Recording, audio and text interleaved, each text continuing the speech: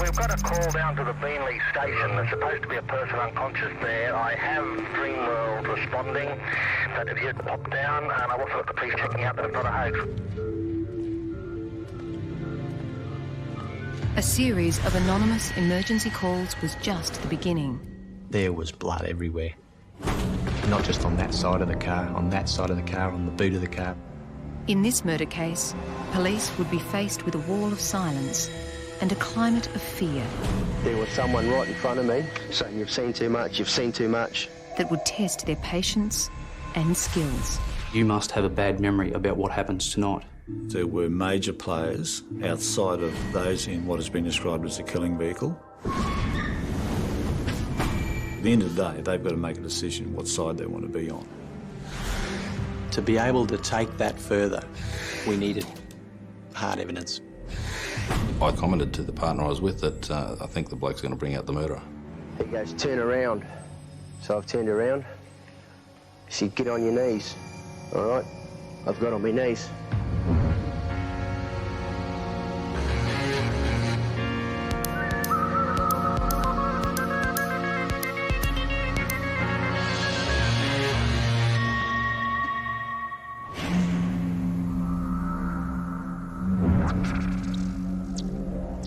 When the battered body of a man was found dumped here at this ambulance station, police had no idea who he was. The investigation into his brutal murder would cause a judge to comment that the case read like a B-grade movie script. But the violence was real and the ending truly tragic.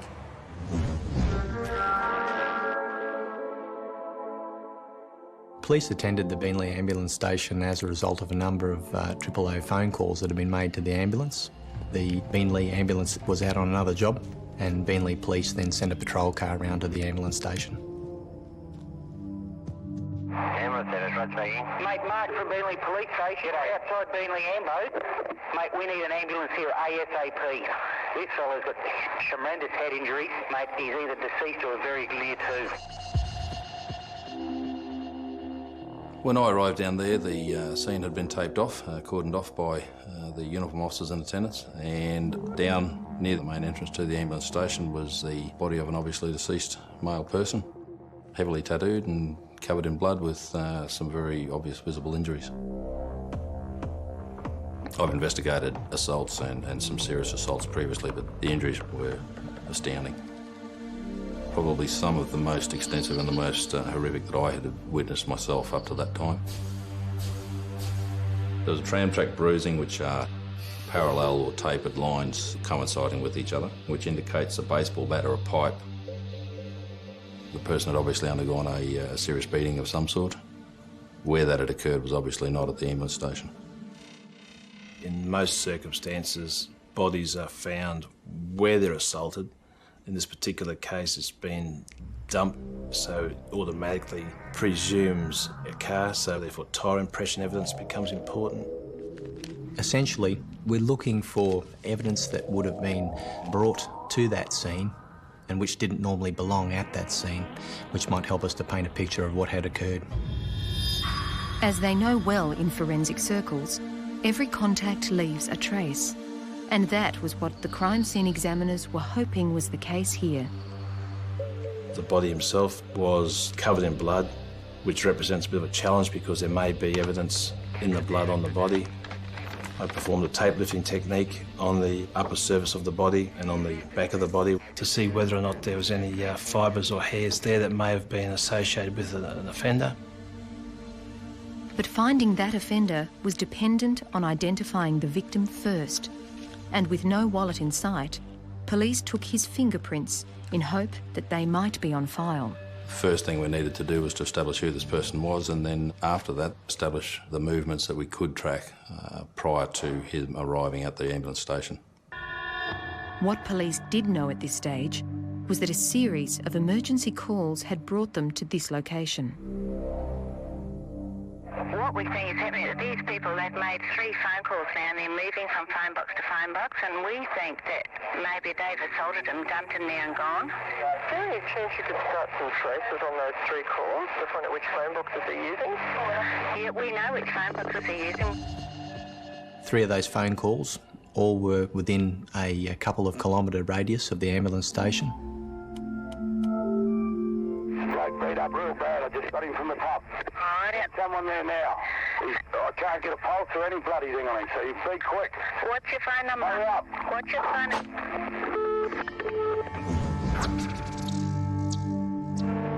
Someone beaten up outside the Beenleigh Ambulance. Yeah, outside the Beenleigh Ambulance Station. Yeah, he's not looking good. We've got to get someone there quick. Look, he's not looking good, right? Ambulance emergency only. Yeah, listen, mate, there's a badly injured bloke lying outside the bloody Beenleigh Ambulance Centre, mate, on the ground. There were certainly a number of voices on those tapes. Also, the urgency of the message increased over the particular calls. Well, he's not breathing, so can you hurry up and fucking get someone out here? It was difficult to tell whether or not those people were witnesses or possible offenders, but certainly the lack of giving identifying details and a number of other factors made it pretty clear to us that the people who had made those phone calls had some intimate knowledge of how that body came to be at the ambulance station. Yeah, the ambulance is there, yeah? All right. Where are you? I'll find out the condition of this bloke. Where are you ringing from, matey? Hey? That last call came in nearly an hour after the first, and it was made 25 kilometres away. The crime scene team needed to move quickly. The telephone boxes were all fingerprinted in terms of the doors, the handsets, all the glass in the booths. We found various tyre impressions, shoe impressions. There were numerous cigarette butts, any one of which could have contained the DNA belonging to an offender. As potential evidence continued to be collected at the crime scene, the fingerprint taken from the dead man had found a match. Within about an hour and a half, we had an identification from the Fingerprint Bureau advising me of the name of the deceased. His name was Darryl Lewis. Darryl Lewis was a petty criminal, but this 34-year-old's criminal history was non-violent, unlike his death. What was difficult for us to know at that early point in time was what Darryl may have done, which could have possibly led to him having been bashed to death. Ambulance officers were out on another job when the victim was dumped right at the front door of their station. The victim had been identified as Darryl Lewis, whose last known address was a semi-rural property just a few kilometres from where his body had been dumped.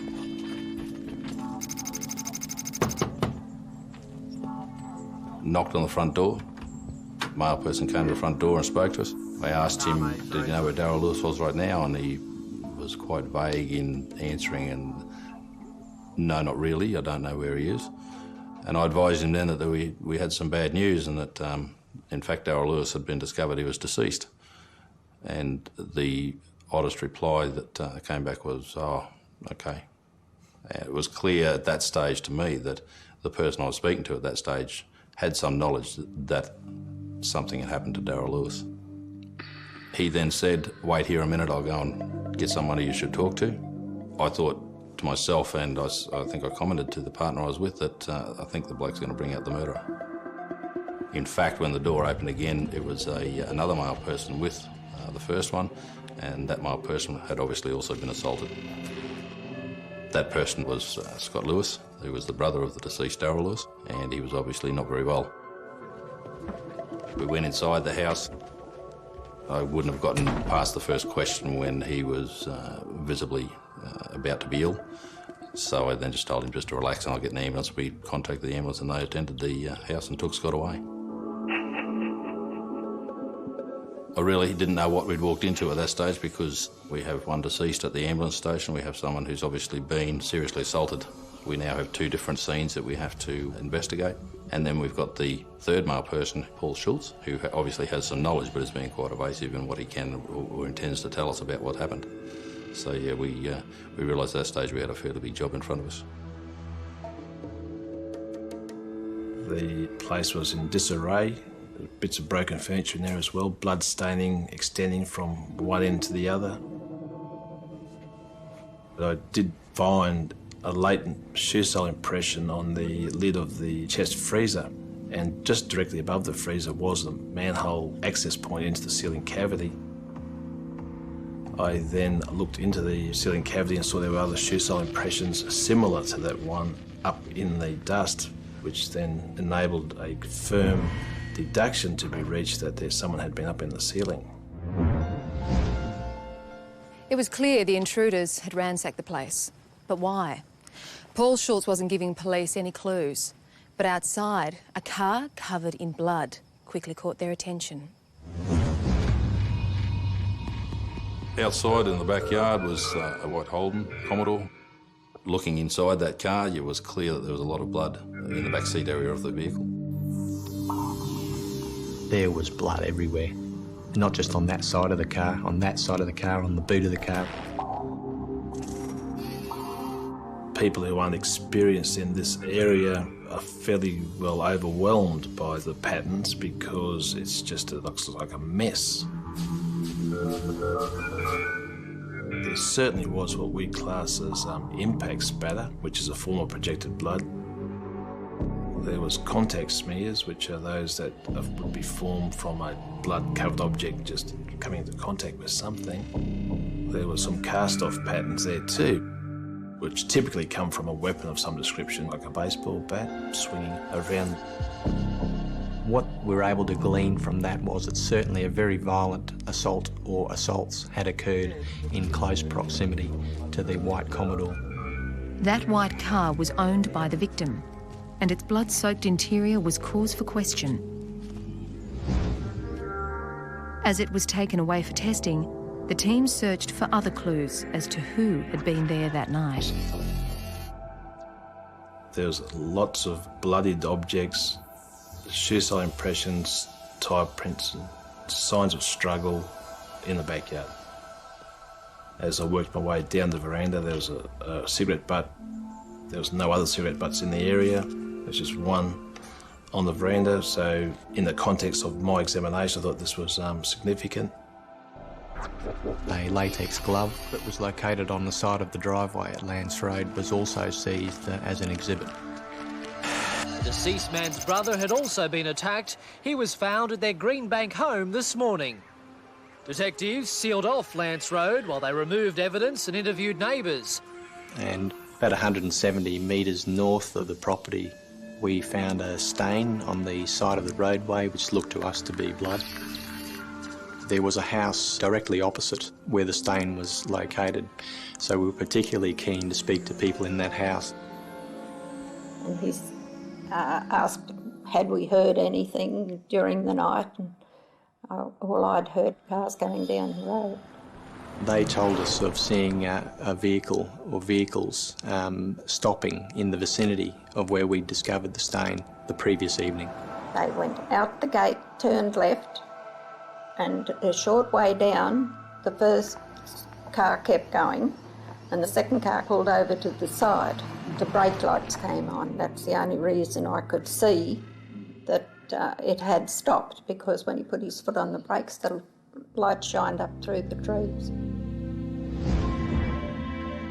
One of those two cars was definitely Darryl Lewis's.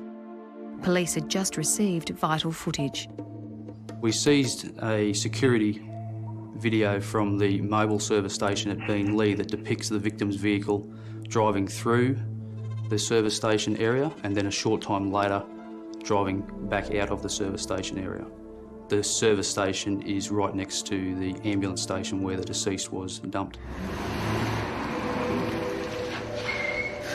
But who was driving that car was unknown. The only two witnesses who might be able to tell weren't talking. Scott Lewis was still in hospital and had been quite seriously injured. Paul Schultz was afraid to be speaking with police following his ordeal. There were fears. He had fears about what had happened, and that indicated to us that the people who were responsible for this knew where to find him and had made threats to him. Darryl Lewis was found dead outside an ambulance station. His home had been ransacked, his brother seriously injured, and his flatmate was scared to talk. If you put yourself in the position of Scott Lewis and Paul Schultz, you've just witnessed a very serious assault that led to the death of, in Scott's case, his brother, and in Paul's case, one of his friends. If you're going to be released by these people who have just killed your friend, and it needs the assurance that you maintain your silence, I don't think that's a very difficult decision for them to make. But we reinforced to them that they were better off being on the side of the police and working towards the good of what being a member of the public is, rather than have members of a gang chase them for the rest of their lives. Well, I'd like you now just to take through us basically what happened on that night. Paul Schultz decided that he would take the side of the police. Okay, well, it starts in the house. As part of the investigation, I conducted a video reenactment with witness Paul Schultz at the crime scene at Lance Road. I was in my room, which is up here. It assisted us as investigators greatly in getting our minds around exactly what transpired at that particular house out there on the night of the offence. I've been getting myself ready to get into bed. I've, for some reason, had some sort of idea that there was someone outside the property. I've walked out. I've seen lights. I've got to here. I've seen the headlights. I thought it was Darryl's car, similar headlights. I've stood here for a few minutes, nothing happening.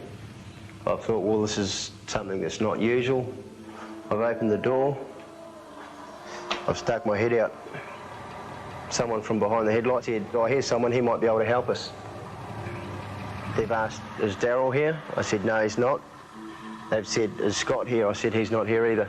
But I've seen someone in the bushes, and they were like this. There was a firearm on them.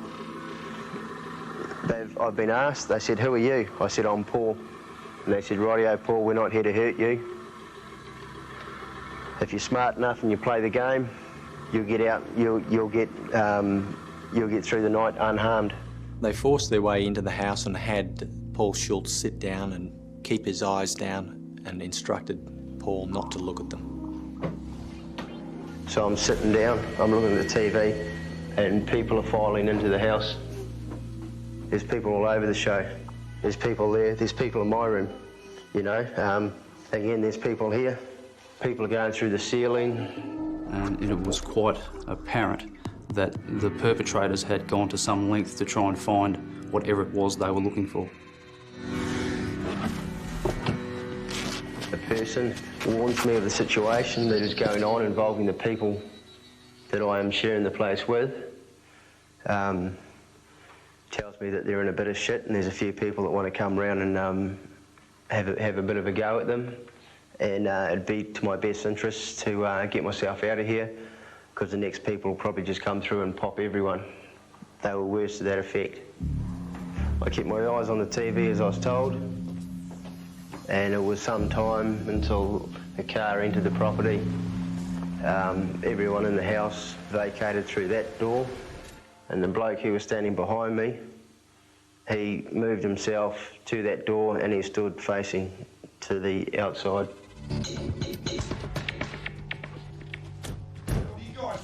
As I was sitting there, I could hear quite a major beating going on in the backyard. It went for a while. It got pretty loud. A person came through the door, said, right, we're going. He's coming with us. He pointed at me. I've been marched out to about here. I seen motion, and I seen Darryl's legs go out. He dropped down like that. And within an instant, there was someone right in front of me who had their shirt like this with a baseball bat in my face, saying, you've seen too much, you've seen too much. All right?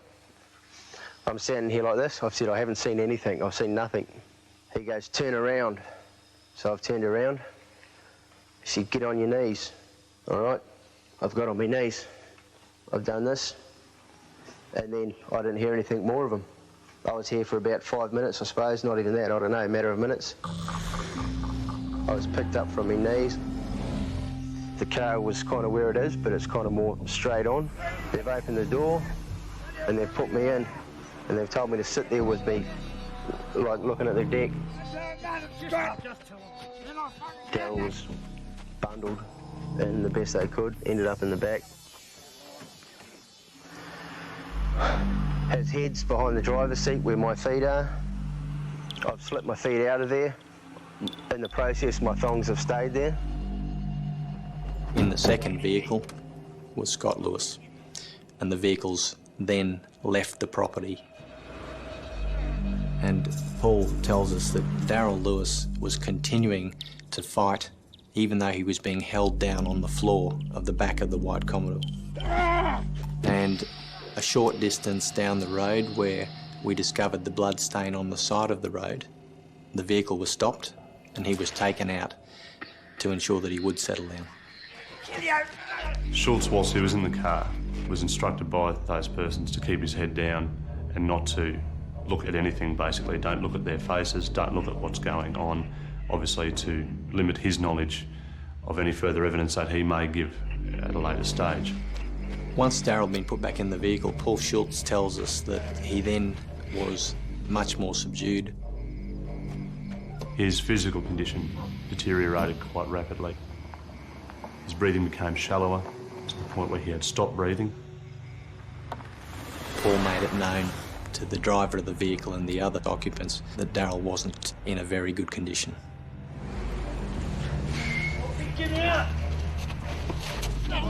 Paul Schultz was then driven to a number of locations that he was not aware of. He was then reunited with Scott Lewis. They were given a beer. They were told in no uncertain terms that there would be consequences if they were to speak with police or anyone else about what had occurred that night. Scott and Paul Schultz were then allowed to go home in the white Holden. So detectives knew what happened that night, but still didn't know who was involved. That piece of the puzzle was about to be solved by forensics. A gang of men had raided the property where Paul Schultz lived. They were looking for something and were prepared to go to any lengths to get it, even murder. The information from Paul Schultz was that the offenders, when they arrived, were armed with an array of weapons, including shotguns, pistols, baseball bats. And Schultz also mentioned that they were wearing disposable gloves. When police had searched the property, they had found a glove on the driveway.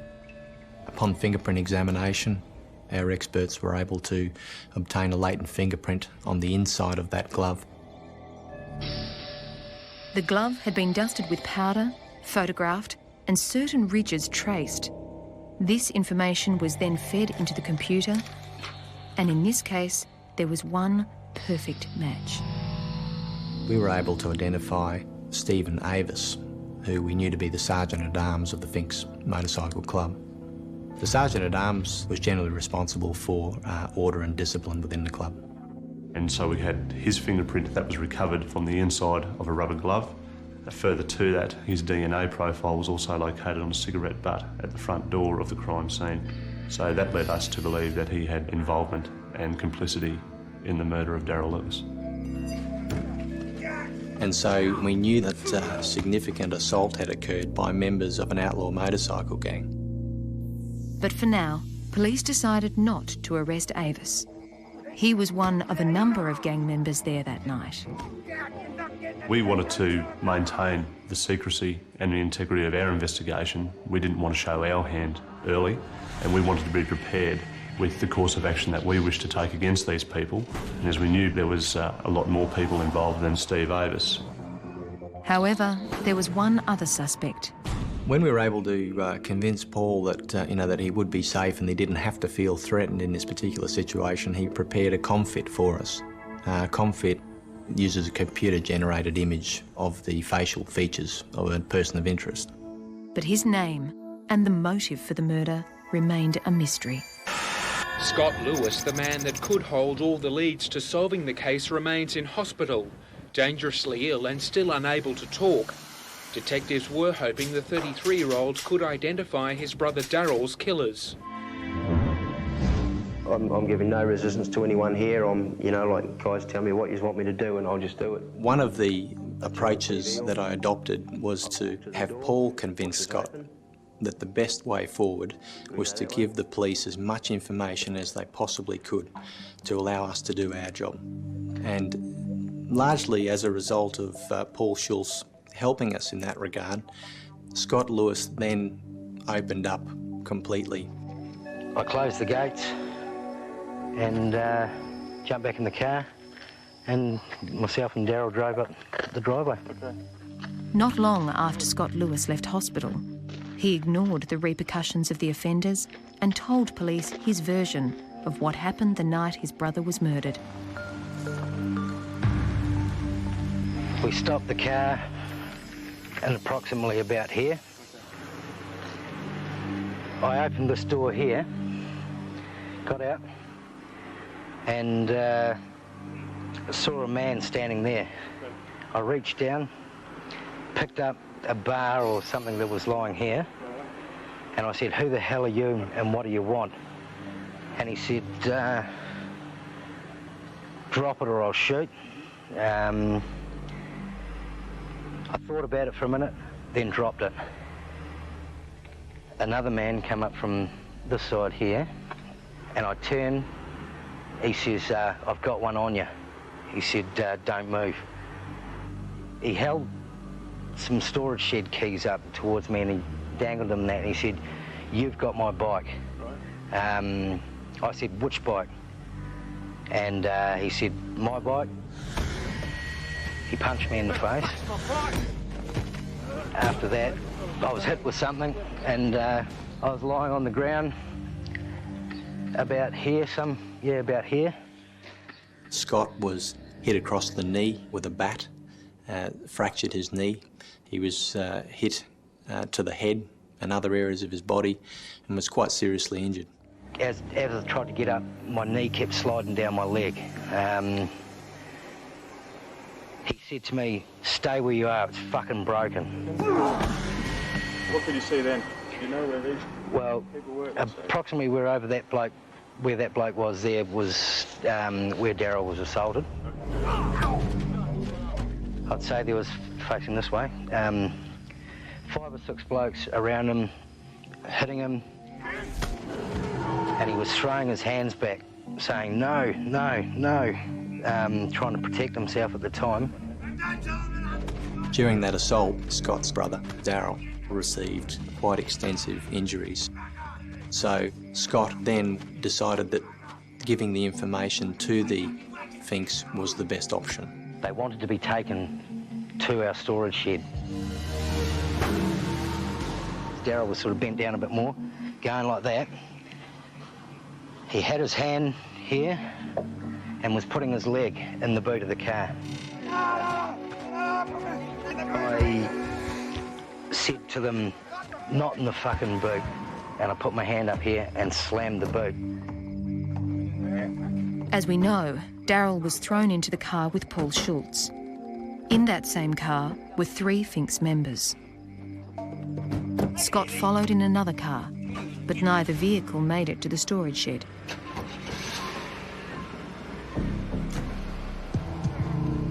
All thoughts of recovering the bike there and then that night, I think, were shelved, and it became an issue of self-preservation on the part of all the people who had been involved. Investigators were now sure they had the motive for the murder of Darryl Lewis, but they needed to find out whose bike it was and where it was hidden. Scott Lewis finally revealed the address, a storage shed half an hour's drive from their property. Once we had that information, we took out a search warrant at the storage shed and we seized the motorcycle parts that were contained in that shed. Those parts were absolutely critical to the investigation because those parts were actually the motive for why this whole incident had occurred. We then, through further inquiries, managed to find a person who had been a mechanic who had worked on that motorcycle. And when that person looked at the parts at the police station, He was able, from certain marks and identifying particulars, to conclusively say that they were the parts on the motorcycle that he'd worked on, which had belonged to the de facto president of the Finks, Stephen Cranny.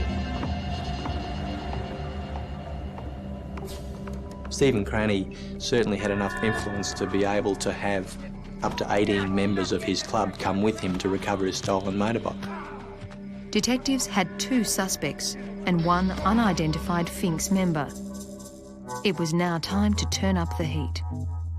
They needed to consider whether they were prepared to stay staunch and not talk, or whether they were going to look after their own interests and benefit themselves. A discarded glove, a cigarette butt, and some stolen Harley-Davidson bike parts had led police to 2 suspects in the murder of Darryl Lewis. But Stephen Cranny and his sergeant of arms were not the only ones there the night Darryl Lewis died. Once we know we're looking at the Finks Outlaw Motorcycle Club, then obviously there's a lot of police intelligence available to us in terms of who the members are and who their associates are and where they live and what their occupations are, their motor vehicles, those types of issues. In a short time, police had a list of names. The issue for us then was to determine who of these members had been involved. We had 2 witnesses, Scott Lewis and Paul Schultz, who we assumed would have been able to identify people who had been involved, at least some of the people who had been involved. We always believed that the suspects for this matter would not cooperate at all with police. The possibility of them participating in a physical lineup was always very remote. So the next best avenue is to create one ourselves. Through various sources, police obtained footage of the Finks and other outlaw motorcycle clubs and their members at a hotel. And Paul Schultz and Scott Lewis were able to identify certain members. They included the 2 known suspects, Stephen Cranny and Steve Avis. And so it was time for us to pull in the people that we knew we could prove had been involved in that murder.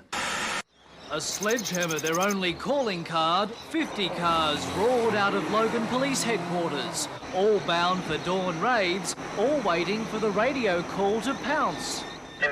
Go. We believe that a stolen Harley-Davidson motorcycle is the motive for the murder, and we believe that that's what culminated in his death. The bike was owned by the Finks motorcycle gang. Police believe the kill a revenge attack. Today their clubhouse was scoured. 1 gang member arrested and charged with murder, 41-year-old Jeffrey Lloyd Nelson from Southport. Police charging and questioning dozens. It was a large-scale operation. Numerous houses of Finks members and associates were subject of search warrants. There was firearms seized, there was weaponry along the lines of bats, sticks, similar type items that were seized as a result of the execution of those warrants. So as a result of those initial round of raids, 4 people were arrested: Stephen Cranny, Jeff Nelson, Mark Gibson and Steve Avis. The arrest of these 4 for murder and other offences was just the beginning. It was important for us, once we'd locked up the original 4, to make sure that we had a solid plan for how we might gather further evidence and strengthen the brief against them and identify and charge other people who might have been involved. Yeah, we've got Cranny at Carrara. There's 2 there. The next step was to check all mobile telephone records of those in custody with other Finks members on that night. We were perusing their phone activity and identifying who they were contacting. They rang as well? There was obviously a large amount of telephone activity between the persons that we knew were involved and suspected of being involved immediately before, during and after the incident. And through an electronic process, we were able to track the movements of those telephones, which then gave us a particular area that they were operating from. Certain members of the Finks had moved as a group from an area that included the Lewis property to the ambulance station and then back to their clubhouse, some 25 kilometres away. Not far from which was the phone box where the last emergency call was placed. Telephone records became critical. They showed the associations between relevant mobile phones, particularly owned by relevant people at relevant times. So police now had a further list of suspects, but as yet they didn't know exactly what role each of them played, particularly who was in the car when Darryl was bashed for the last time. And getting any of the gang members to talk was impossible. By virtue of their philosophies, they don't wish to cooperate with authorities, they don't provide statements or do interviews with authorities. What we really ultimately needed to achieve was to infiltrate the cone of silence that we were being encountered with and to obtain the cooperation of one of the people that were actually a participant in the events that night. We were able to put the most pressure on those that were sitting in custody because they knew that they were facing murder charges. So the offer was there that if someone was to come forward and to give us the real story of what had occurred that night, then that would be a matter that could be taken into consideration in relation to the sentencing of that particular offender, depending on their role in the matter. They needed to consider whether they were prepared to stay staunch and not talk, or whether they were going to look after their own interests and benefit themselves. And so we consciously made the solicitors aware, certainly by producing evidence, certainly the telephone evidence, that there was a substantial body of evidence there implicating them, and that the chance of conviction was probably reasonably good. So good that 5 months after Darryl Lewis died, the 4 members of the Finks were committed to trial for his murder. And so, by applying that pressure, we arrived at a situation where one of those members sitting in jail, through their solicitor, indicated to us that they wanted to tell us what had occurred that night. And that person was Stephen Cranny. I'm going, what the hell's going on here? Everything's gone to, turned from bloody champagne to shit just like that. It was now 18 months since Darryl Lewis was murdered. And during that entire time, the outlaw code of silence remained strong.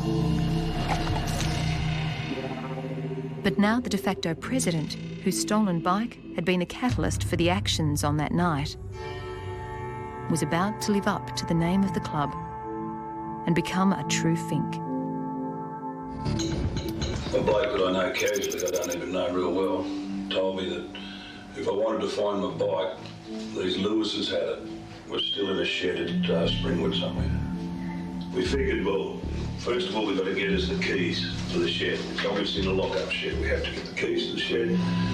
That was the plan. At no stage, anyone was supposed to have been bloody hurt or killed or anything like that.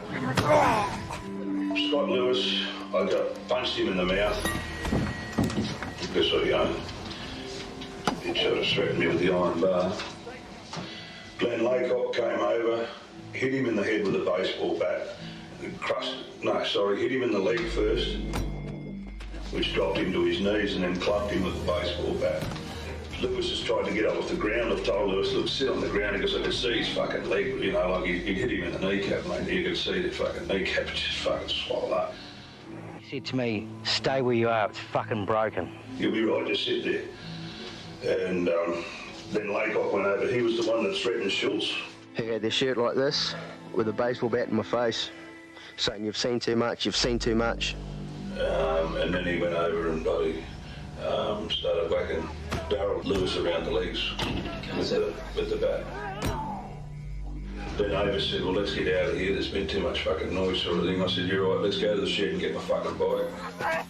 Have you had any conversation with Steve Avis regarding the fact that he's left a glove there with his fingerprint? I said, how the fucking hell did you leave your glove there? He said he left it on the roof of the car and it must have fallen off. As for the cigarette butt that contained his DNA... No, he reckons he's planted it, all that sort of shit in the garbage, Is that what he said? Yeah, Everyone got into their cars. Lou Stokes got in the driver's seat of the car. Glenn Laycock got into the passenger seat of the car. Jeff got in the back, and there was Lewis and Schultz in the Commodore. How was Darryl Lewis physically when he was put in the back of that car? He was still fighting and kicking. There we go. And I noticed the Commodore wasn't behind us. I took just about to turn around when they came around the corner. They come up beside me and they said, oh, Jesus, you know, they told me, they said, oh, we think he's dead. And I've gone, you know, I shit myself. I said, what do you mean he's fucking dead? You know, what's happened? Because when he left here, there was, you know, there was bugger all wrong with him. From there to where they're telling me he's fucking dead. And I'm, you know, I've just fucking hit the panic buttons. I said, well, get into the fucking ambulance at Beenleigh. Certainly there was a degree of panic began to set in, and that there were a number of phone calls were made from different members of the club starting to talk to each other that they had a situation developing. And that was that they had a seriously injured person in the back of a vehicle they'd stolen, and they had to do something in order to get this person some sort of medical attention, or he was going to die.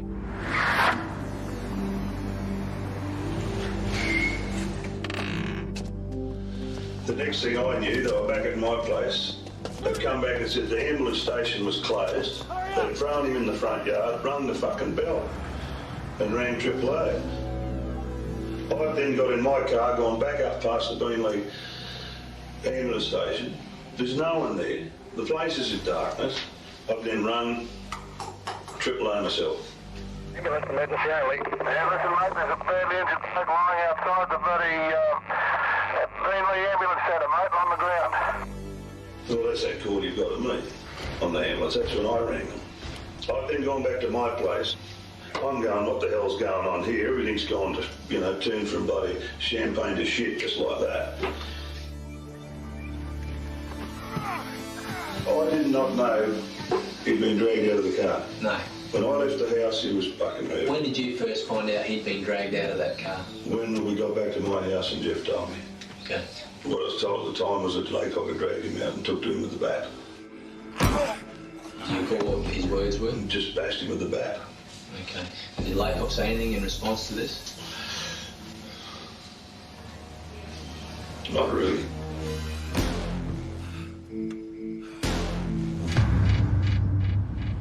Stephen Cranny told police Glenn Laycock had struck the fatal blows, but he hadn't been in the car when it happened.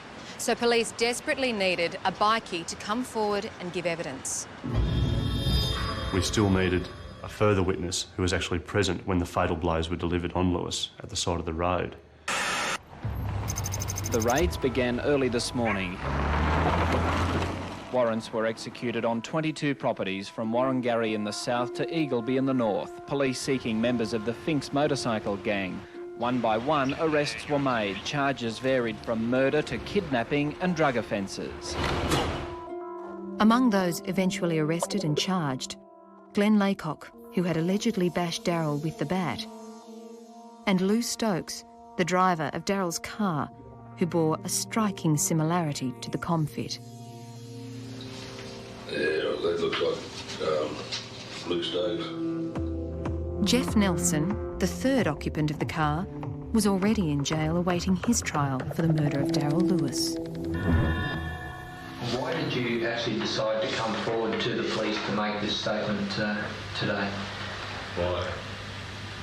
Because I sat in jail for 2 years for something I didn't do. And it was an accident. Like, I got out of control and the other bloke saved my life, and I just couldn't stand up and give him up. That other bloke was Glenn Laycock. So after being in there 2 years, I said to him, The two Finks members had been mates for 13 years. Just take your time. I said to him about getting up and telling the truth, but he was sort of too scared to. We, as an investigative team, were very excited by the prospect of Nelson cooperating with the authorities. Waited and waited. He could provide direct evidence and direct testimony as to what he witnessed on the side of the road of the actions of Laycock in the killing of Lewis. But you over and Darryl just went berserk again, just went crazy. Shut him the fuck up! Car stopped. Trying to hit the handle, and I've come out the car. He's on top of me. And then Glenn's come out and dragged him off me, and then Glenn's given him a couple of thumps on the head with a baseball bat.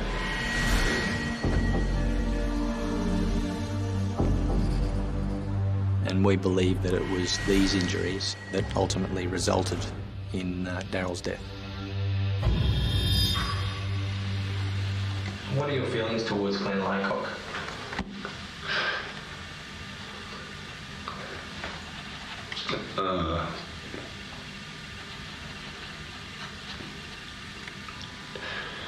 Just pissed off that he never said anything earlier.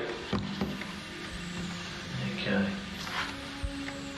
Jeffrey Nelson was today jailed for 9 years after pleading guilty to manslaughter and deprivation of liberty. I'll just give you a minute. The Supreme Court heard Nelson was involved in struggles with Darryl, but was not the bikie who repeatedly and viciously beat the 34-year-old unconscious. Do you want to have a drink of water or something? No, I'm right.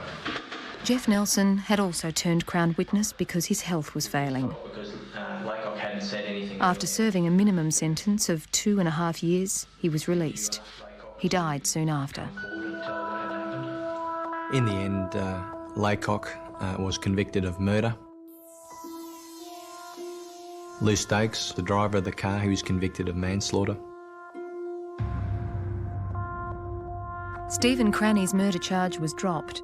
He and 5 other Finks members were convicted of various offences ranging from grievous bodily harm, deprivation of liberty and entering a dwelling with intent. All 6 are currently out of jail. I think it was a very good result.